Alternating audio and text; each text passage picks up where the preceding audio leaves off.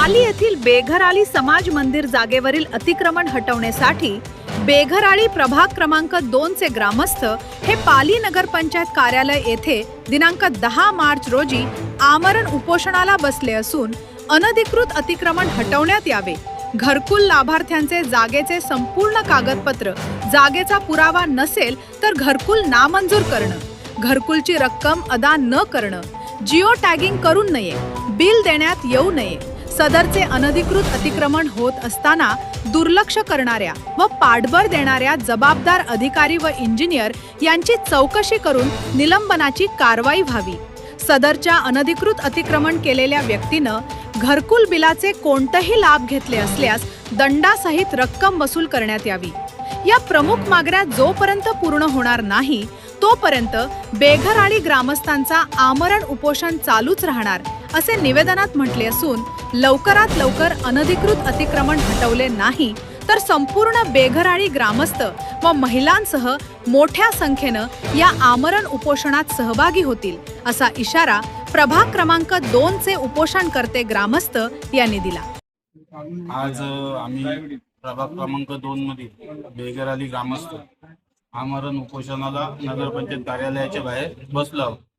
त्याचं मुख्य कारण असं आहे की आम्ही नगरपंचायतीला डिसेंबर महिन्यात 10 तारखेला एक ग्रामस्थांच्या वतीने तक्रारी अर्ज दिला होता। तो आमचा बेघराळीचा समाज मंदिर आहे, त्याच्या जागेवर तो अतिक्रमण चालू आहे, म्हणजे घरकुल योजनेअंतर्गत जो काय घर चालू आहे, तर त्याबाबत आम्ही 40 लोकांच्या सह्यांचा एक तक्रारी अर्ज दाखल केला होता। त्यावर आम्ही प्रत्यक्ष नंतर नगरपंचायतच्या सीओ असतील, त्याच्यानंतर इंजिनियर असतील, यांना प्रत्यक्ष भेटून वारंवार त्या गोष्टीचा आम्ही पाठपुरावा केला। पण आज 3 महिने होऊन सुद्धा कोणतीही कारवाई व स्थगिती त्यांच्या बांधकामास देण्यात आली नाही। त्या गावामध्ये सार्वजनिक जागा या राहाव्या यासाठी आम्ही हा उपोषण करत आहोत व जो वाढीव अतिक्रमण बांधकाम झालेला आहे हे तात्काळ हटवण्यात यावं, यासाठी आम्ही या मागणीसाठी आम्ही आज उपोषणाला बसलेलो आहोत।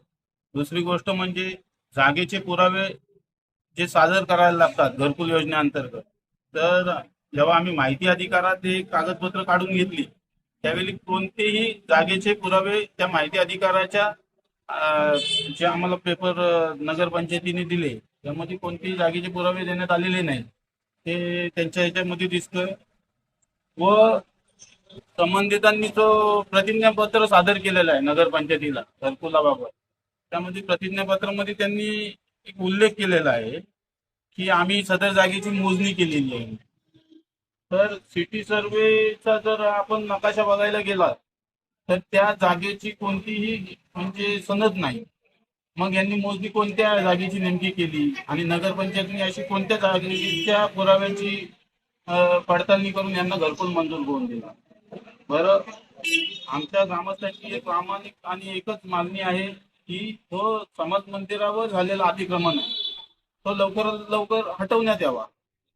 यासाठी आम्ही आज सगळे ग्रामस्थ इथे उपोषणाला बसलेलो आहोत।